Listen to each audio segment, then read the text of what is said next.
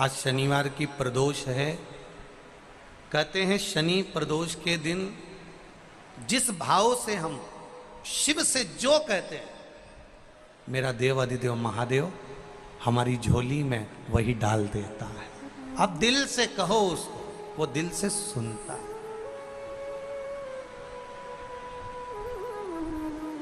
शिव का एक स्वरूप है दया, शिव का एक स्वरूप है प्रतीक्षा, शिव का एक स्वरूप है समर्पण।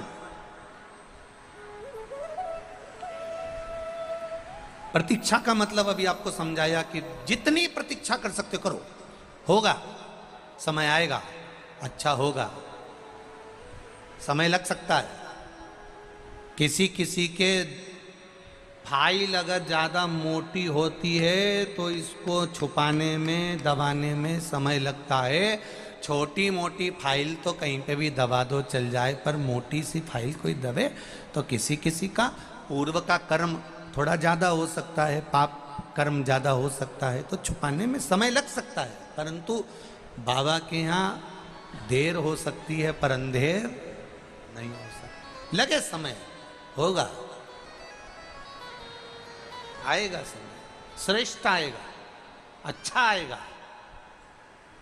एक नियम बना लो, 12 महीने शिवरात्रि आती है, हर महीने शिवरात्रि पड़ती है, महीने में 2 बार प्रदोष पड़ती है।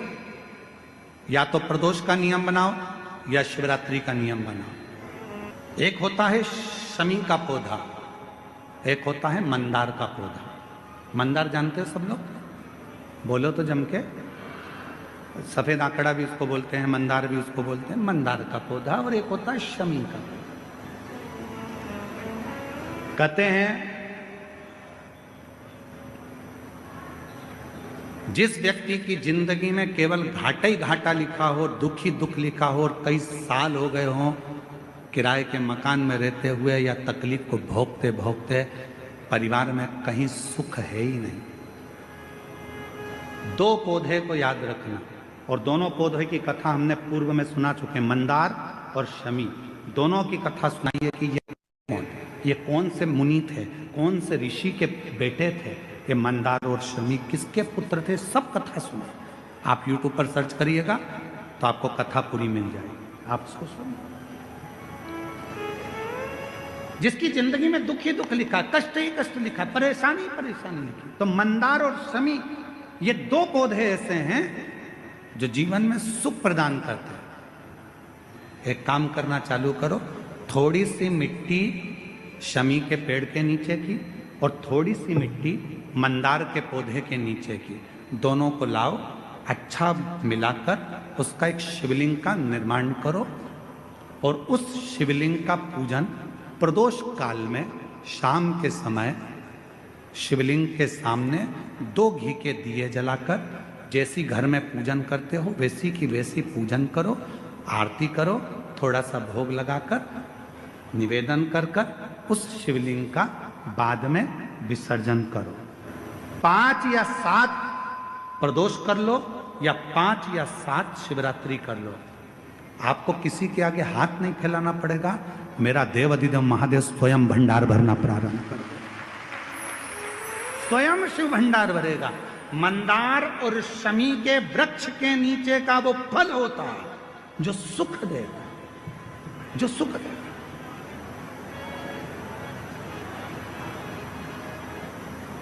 जो हमें आनंद प्रदान करता है। मंदार मतलब आप लोग जानते हो, वो सफेद आंकड़े की जो जड़ होती है, आंकड़ा होता है, उसके छोटे छोटे फूल होते हैं मंदार के, भगवान शंकर को चढ़ते हैं। और शमी की पत्ती तो आप लोग जानते ही हो, शमी का पत्र, इसके पौधे के नीचे और उसके पौधे, इसका वृक्ष और उसके वृक्ष के नीचे की थोड़ी थोड़ी मिट्टी प्रदोष काल में, या तो प्रदोष हो या शिवरात्रि हो, दोनों को मिलाकर उसका शिवलिंग बनाकर उसकी आराधना, उसकी शिव महापुराण करे। शमी का वृक्ष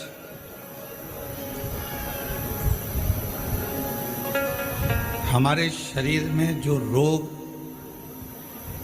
होता है, उस रोग के जितने भी तत्व होते हैं उनको शमी का वृक्ष खींचता।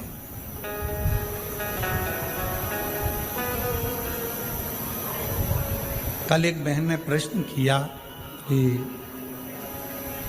गुरुजी,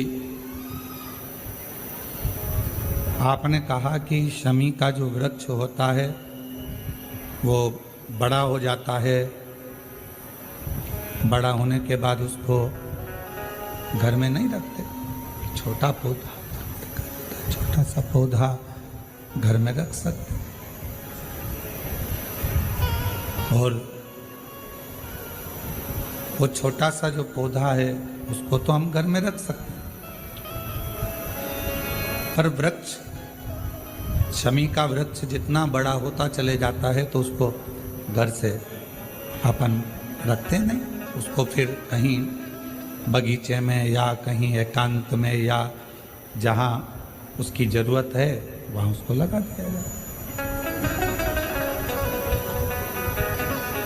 गणेश पुराण में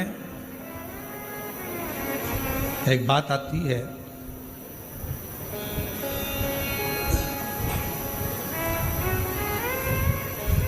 कि शमी का जो वृक्ष होता है वो रोग को खींच लेता, बीमारी को खींचता, तकलीफों को खींचता, दुख को खींचता, शरीर के रोगों को वो खींच लेता। तो शिव महापुराण की कथा में और गणेश पुराण की कथा से एक बात सीखने को मिलती है कि पौधा छोटा रहेगा तो आप उसका पूजन भी कर सकोगे, पत्ते भी ले सकोगे, शिवजी पे भी समर्पित कर सकोगे, और घर के अंदर यदि कोई तकलीफ में है, कष्ट में है, तो उसके दुख को भी वो खींच ले, उसके कष्ट को भी वो खींच ले, उसके कष्ट को, उसके दुख को वो खींच लेता है, उसके कष्ट को, उसके दुख को वो खींच लेता है। पर जैसे ही शमी का पौधा बड़ा हुआ, शमी का वृक्ष बड़ा हुआ, और उस वृक्ष के इर्द गिर्द से अगर निकल कर जा रहा है, शमी के उस वृक्ष के आसपास से, इर्द गिर्द से अगर कोई निकल कर जा रहा है तो उसके भी रोग को वो खींचता, उसके भी रोग को वो खींचता।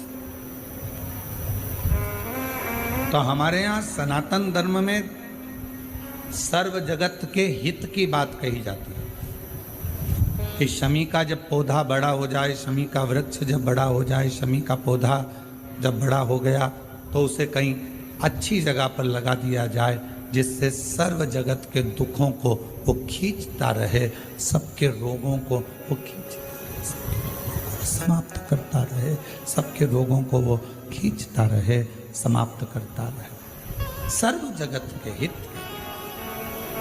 छोटा है पौधा अपने नजदीक। शिव महापुराण में 5 वृक्षों का जो वर्णन किया गया, पहले नंबर पर है बेलपत्र का वृक्ष, दूसरे नंबर पर है शमी का वृक्ष, तीसरे नंबर पर है आंवले का वृक्ष, चौथे नंबर पर है पीपल का वृक्ष, और 5वें नंबर पर है वट वृक्ष। ये हमको बल देते हैं, और हमें जो बल प्रदान करते हैं, हमें जो एनर्जी देते हैं, हमारे दुखों को ये नष्ट करते हैं, हमको एक अलग से बल इन पौधों से, इन वृक्षों से प्राप्त होता है। शमी की जो पत्ती होती है,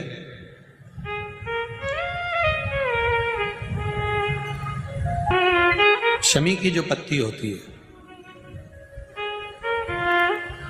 एक पत्ती में जितनी पत्तियां लगी होती हैं और एक पत्ती के अंदर, जरा ध्यान देंगे, जैसे इस पत्ती में ढेर सारी पत्तियां लगी हुई है, पत्ती में से भी एक पत्ती तोड़ोगे और एक पत्ती तोड़ने पर उस पत्ती को भी अगर गिनोगे तो उसमें बहुत सारी पत्तियां होती हैं। आज प्रयास करना, अगर कहीं आपको शमी की पत्ती मिले तो जैसे ये पत्ती, इस पत्ती को तोड़ा गया, इस पत्ती में से एक पत्ती निकाली गई और एक पत्ती निकालकर आप धीरे से रखना, उसमें भी बारीक बारीक बारीक बारीक बारीक बारीक बहुत सारी पत्तियां नजर आती हैं। शिव महापुराण की कथा कहती है जो सोमवार की अष्टमी हो या प्रदोष का व्रत हो या 12 महीने की शिवरात्रि हो या किसी भी दिन प्रदोष काल के अंतर्गत शंकर भगवान को एक शमी का पत्ता कोई भूलवश भी समर्पित कर देता है तो जितनी एक पत्ती में पत्तियां होती है और उस पत्ती के अंदर भी एक पत्ती को तोड़ने के बाद जितनी पत्तियां होती है उतने जन्म मृत्यु लोक में मनुष्य के नहीं होते। 84 लाख योनियों में से वो योनियां कट जाती हैं और देव योनि प्राप्त हो जाए। एक शमी पत्र की इतनी महत्वता है। शमी का जो पत्ता होता है, ध्यान से सुनिएगा, रोज आप अगर शमी के पत्ते को नहीं चढ़ा सकते, महीने में एक बार या 2 बार शमी का पत्ता शंकर के ऊपर अवश्य समर्पित करना चाहिए।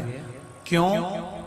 शरीर में अगर कोई बड़ी बीमारी आने वाली होती है तो बाबा उस विष को समाप्त कर देते हैं, मात्र शमी का पत्ता समर्पित कर देते हैं। भले महीने में 2 बार चढ़ाओ, हफ्ते में 1 बार चढ़ाओ, तुम्हारा मन पड़े तो हफ्ते में 2 बार चढ़ाओ। ज्यादा बीमारी है, शमी का पत्ता एक शिव जी के शिवलिंग पर और एक पत्ता जहां से पानी बहकर नीचे गिरता है ना, जलाधारी में से शिव जी पे जल चढ़ाया। जैसे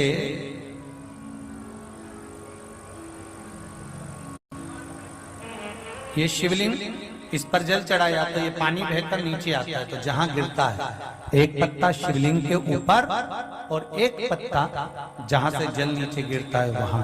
अगर ज्यादा बीमारी है और ऐसा लग रहा है कि डॉक्टर कह रहे हैं कि तबीयत ज्यादा खराब हो सकती है, जांचे जाएगी, ये होगा वो होगा, तो एक पत्ता शमी का ऊपर, एक पत्ता जलधारी जो बहकर नीचे आती है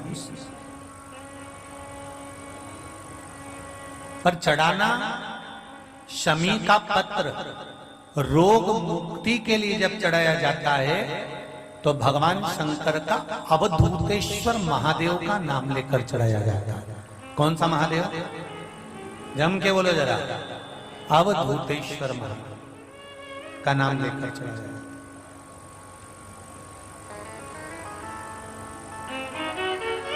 एक बात आपको कही थी अभी पिछले कथाओं में, गाय के दूध का घी बनाकर उसकी एक उंगली घी की अशोक सुंदरी वाली जगह पर लगाकर, जो व्यापार नहीं चलता हो, दुकान नहीं चलती हो, अशोक सुंदरी वाली जगह पर घृत लगाकर घर के दरवाजे पर या व्यापार के द्वार पर उस उंगली को लगा देना चाहिए।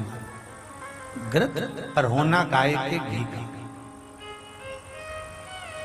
गौ माता कल कथा में कहा था, एक दिया बेलपत्र के नीचे और एक दिया, बोलो बोलो जम के, अपने दरवाजे के राइट भाग में प्रदोष के दिन, प्रदोष काल में लगाना चाहिए, जिससे शंकर भगवान नंदी के साथ जाएं, तुम्हारे दरवाजे पर दिया लगा हुआ देखें तो शंकर भगवान नंदी शिव जी से कह दे, ये रोज मेरे मंदिर में आती है, ये रोज आपके मंदिर में आके 1 लोटा जल चढ़ाती है, आज दिया लगाकर बैठी है, आपका इंतजार कर रही है, इस पर दृष्टि फेर दो, कल्याण कर दो।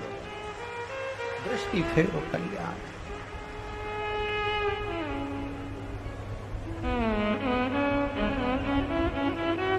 दिया लगाना मतलब प्रतीक्षा करना, दिया लगाना मतलब बाट जोना, दरवाजे पर दीप लगाना मतलब हम इंतजार कर रहे हैं बाबा का, हम बाबा का इंतजार। प्रदोष काल में, प्रदोष के दिन हमने पहले भी कहा कि एक दीप लगाना या जल चढ़ाना या शंकर को धतूरा चढ़ाना या चावल का दाना चढ़ाना या बेलपत्र चढ़ाना वो खाली नहीं जाता है। तुम्हारा प्रदोष के दिन, प्रदोष काल में लगाया गया दीपक एक ना एक दिन तुम्हारे घर में भी प्रकाश जरूर कर जाएगा। थोड़ा ध्यान दीजिएगा, मान लो मेरे बेटा बेटी कहीं अप्लाई कर रहे हैं नौकरी के लिए या अन्य चीज के लिए, तो वो अगर बेलपत्री के मध्य पत्ती और ये दो पत्ती है, इस पत्ती के बीच की जो जगह होती है वहां यदि पीला चंदन और एक चावल का दाना लेकर हरीश्वर महादेव का नाम लेकर शंकर के शिवलिंग पर प्रदोष के दिन अगर चढ़ा देते हैं, तो वो बेटा बेटी जिस एग्जाम को दे रहा होता है अच्छी मेहनत के साथ, लगन के साथ, तो निश्चित है वो उसमें सफलता पाता जरूर। हरीश्वर महादेव, एक बार बोलो कौन से महादेव? हरीश्वर महादेव। जब कोई कह दे कि तुम्हारी जिंदगी में दुख ही दुख है, जब कोई कह दे तुम्हारे जीवन में कष्ट ही कष्ट है, तब एक काम चालू करो, शिव की आराधना।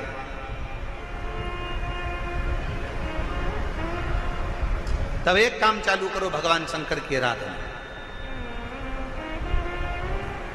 3 चीजें अपना लो। पहले नंबर पर शिव जी के मंदिर में 1 लोटा जल चढ़ाना। दूसरे नंबर पर अगर प्रदोष के दिन मंदिर में दिया लगा सकते हो तो ठीक है, नहीं तो एक कनेर का फूल पीला वाला, देखा है आप लोगों ने? जम के बोलो जरा। पीले कलर का कनेर का फूल एक प्रदोष के दिन, प्रदोष काल के समय पर अगर दीप लगा सको तो ठीक है, नहीं तो एक कनेर का फूल पीले कलर का शिव जी के अशोक सुंदरी का स्पर्श। अशोक सुंदरी वाली जगह मालूम है ना आप लोगों? फिर से आप समझ लेंगे।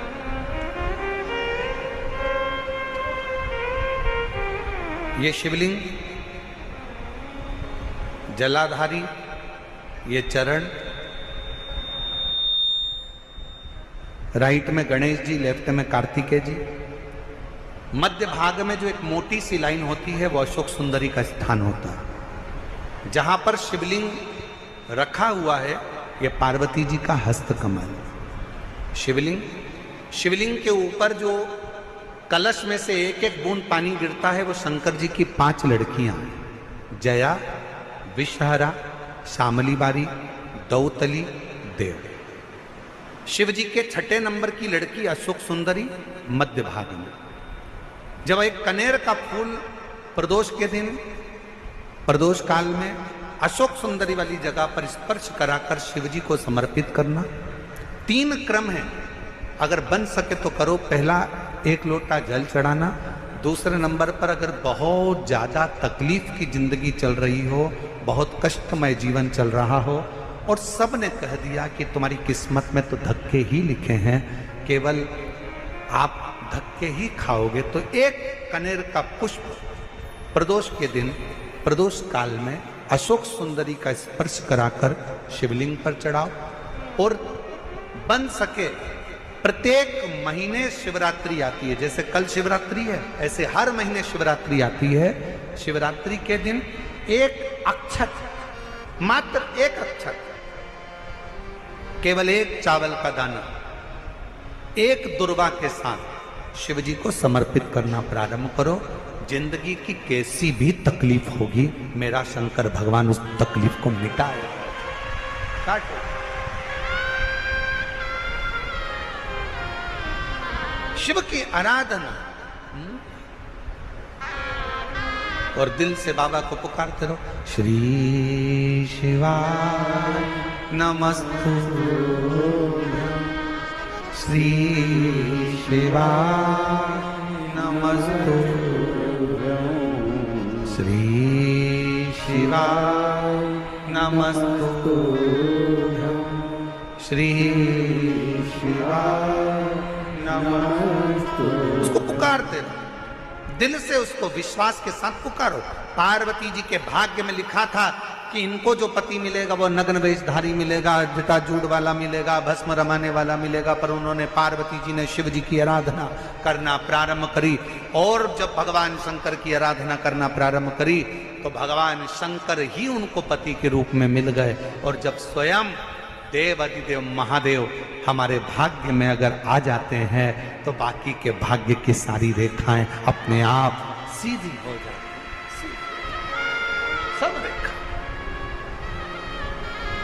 शिव को पुकारो।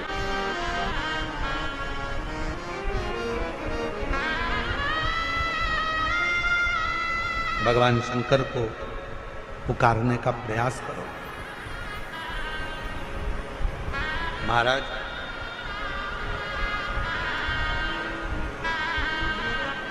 शिव महापुराण की कथा एक बड़ी सुंदर बात कहती है, बहुत सुंदर। जिसके दिन खराब चल रहे हो ना, तुम्हें मालूम है कि तुम्हारा रिश्तेदार के दिन खराब चल रहे हैं, उसकी तकलीफ की जिंदगी चल रही है, उसको कष्ट है। हम जानते हैं कि दिल्ली वालों को इतना समय नहीं है, मुंबई वालों को इतना समय नहीं है, बड़े बड़े शहर वासियों को इतना समय नहीं है, पर शिव महापुराण की आज की बात को लेकर जाना। जिसके दिन खराब चल रहे हो, तुम्हारे रिश्तेदार, तुम्हारा कुटुंबी, मोहल्ले में किसी के दिन अगर बेकार चल रहे हो, बहुत कष्ट के दिन चल रहे हो, तो उससे कम से कम एक दिन में 2 बार जरूर मिला करो। क्यों?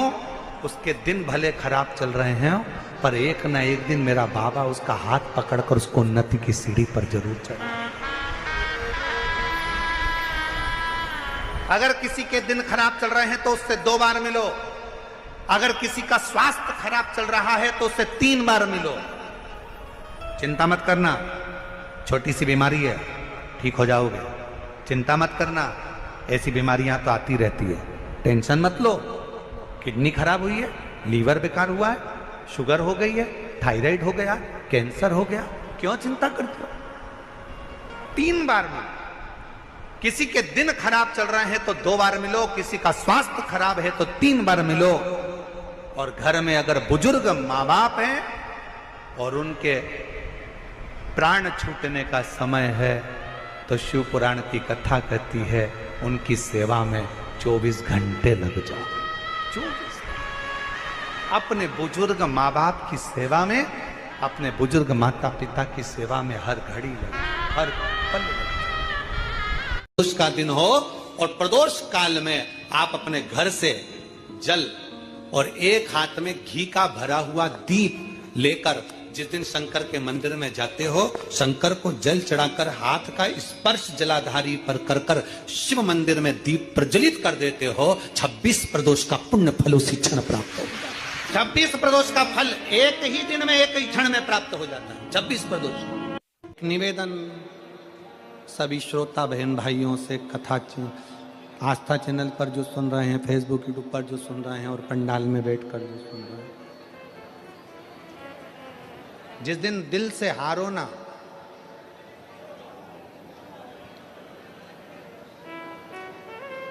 थोड़ी तकलीफों में अगर घिर जाओ, तकलीफें आ जाए, कष्ट आ जाए, तकलीफें जिस दिन तुम्हारे भीतर बहुत ज्यादा मात्रा में आ जाए, उस दिन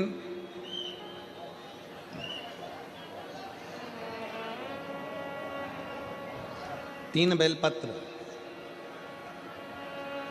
एक बेलपत्र में पीला चंदन, बीच वाली पत्ती पर।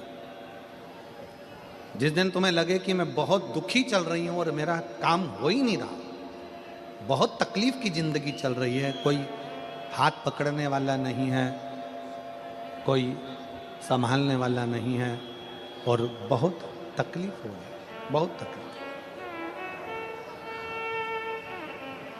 उस समय पर एक बेलपत्री के बीच वाली पत्ती पर पीला चंदन, दूसरी पत्ती पर लाल चंदन और तीसरी पत्ती पर 11 चावल गीले, पानी में उसको थोड़ा सा भिगो लें या धो लें। 11 चावल गीले शिव जी की उस पत्ती पर रखें। सबसे पहला पीला चंदन का बेलपत्र, दूसरे नंबर पर लाल चंदन का बेलपत्र, तीसरे नंबर पर जो 11 चावल आपने धोकर रखे हैं वो हाथ की हथेली में रखना है और हाथ की हथेली में रखकर अपनी कामना कर कर भगवान शंकर से विनय कर कर पंचाक्षर मंत्र नमः शिवाय या षडाक्षर मंत्र ओम नमः शिवाय या श्री शिवाय नमस्तुभ्यम बोलकर उस बेलपत्र पर सीधे हाथ में रखकर उल्टे हाथ का स्पर्श कर कर बाबा से अपने मन के भाव कहकर शंकर के शिवलिंग पर उसे समर्पित कर दीजिए। एक ही लोटा जल, जहां से जल बहता है अशोक सुंदरी वाली जगह, एक ही लोटा जल जहां से जल बहता है उस जल बहने वाली जगह पर 3 बार उस जल को अपनी कामना कर कर श्री शिवाय नमस्तुभ्यम या पंचाक्षर मंत्र या षडाक्षर मंत्र बोलकर 3 बार उस स्थान पर गिरा दीजिए। गिराने के बाद में बाबा से विनय कर कर अक्षत वाली जो बेलपत्र है, एक बेलपत्र और एक अक्षत उसमें से अपने लिए लेकर आ जाओ। उसको 2 महीना 3 महीना अपने घर में रखिए। जितना भी दुख है धीरे धीरे बाबा समाप्त कर कर खुशियां घर में लेकर आता ही है। दुख समाप्त होगा, खुशियां घर में आएगी जरूर।